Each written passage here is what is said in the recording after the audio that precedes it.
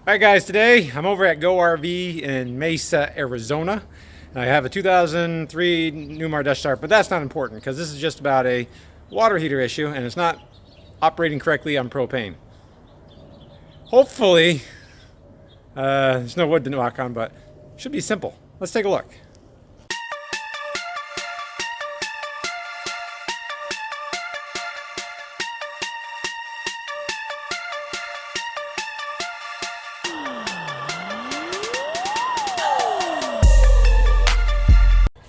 Alright, so this is just a Suburban SW10. So it's a 10-gallon water heater, direct spark ignition, propane water heater. Yes, I do know that. It also has an electric heating element, but that's not what they're complaining about. It's not working very well on propane. So let's take a look at it. Go ahead and make sure the propane's on. Propane's on. Turn the water heater on propane. Now that red light should come on, then go off. If it comes back on again, it didn't light on propane. So let's make sure it goes off.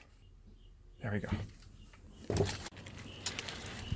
right, so if the light comes back on again, it means it didn't light on propane. Usually you just go ahead and turn it off back on and recycle it. So I'm coming back over here to the water heater and I can hear it struggling to run. Can you hear that? I can hear that. So now you can probably hear that. So it's not running very well. Basically, because we're in the sunlight, we can't see very well, but the flame is actually inside the tube here. It's not outside there, which is weird, right? It doesn't seem right. So I can blow it out. It does start, and it senses the flame. But you kind of see right there, that's the orifice. It's not as pristine as it should be. Generally, the problem but they're not burning properly is the orifice is clogged. All right, so if I just block it off right here, you can see the flame fire come back there. So you can either take this off and clean that orifice out, or because if you look at this, it's not in great shape. If I'm going to do that, I might as well just put a new burner on. So what do you know? Right here, I have a new burner. So let's put this on and take a look. Also, before we do any further, you got to turn the water heater off, dummy. So here we are at the water heater. See, the light's off, so it senses the flame.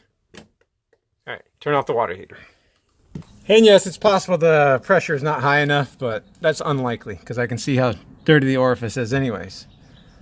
So what I did find is true on all of these things is this brass nut likes to get stuck on that aluminum tube.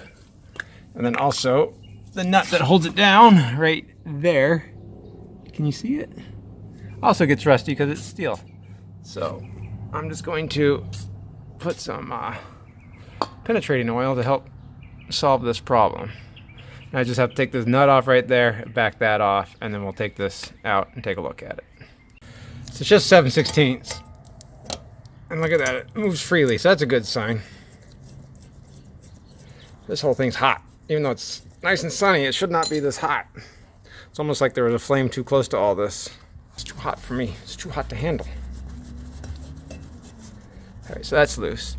Now, don't follow all my instructions on this because some of these older burner tubes actually have a stamped sheet metal orifice in there, so you want to make sure you don't lose that. So, if you're just going to clean it. In my position, we're replacing it. So the new burner, if you can kind of see right there, already has the orifice built into it. Just like the old burner. Man, you wouldn't know last week it snowed here. It's hot here today.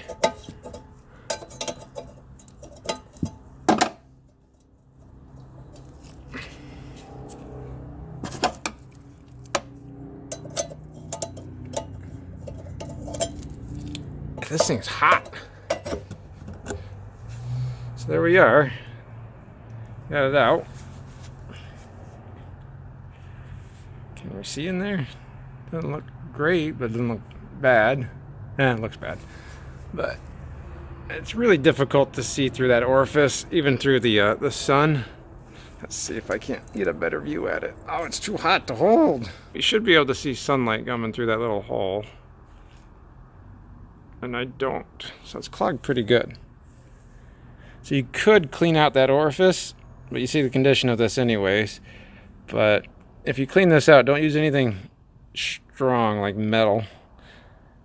You just use like a toothpick, because you don't want to make that hole any bigger. If you make that hole any bigger, you radically change the BTU output of this and you can cause some problems.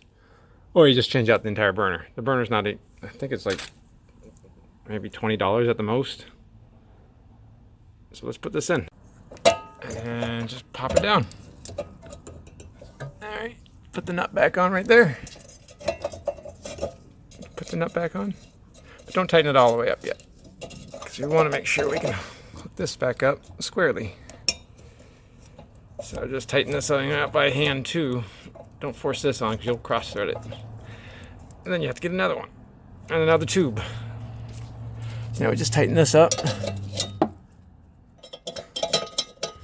I really need this to go well, because it's nice to have an easy job once in a while. It's nice not to have a struggle with everything all the time. All right, now with that one tightened, now we can torque this pretty easily. Okay. Pretty good. Let's go turn this thing on. With an Atwood, you can just leave it on and unplug the board down at the water heater itself. You don't have to keep walking back and forth. The control board for this one's mounted generally right on the water heater on the other side, so you have to open up the basement, do all sorts of work.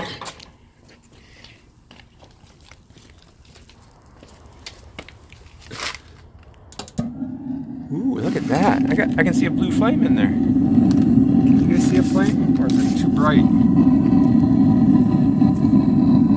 don't know. It's hard to see.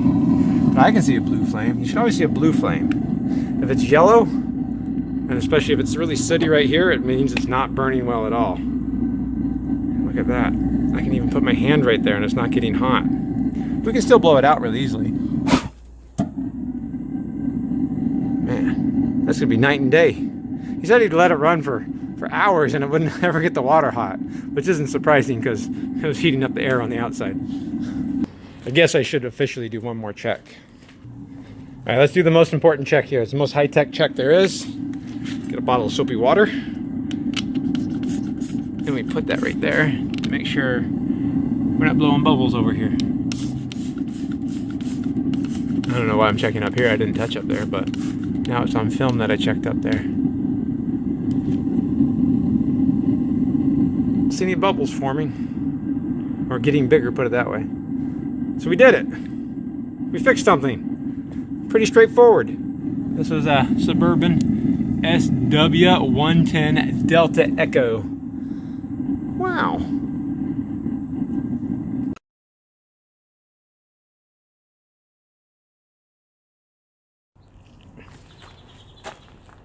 So bright. Why am I looking at that?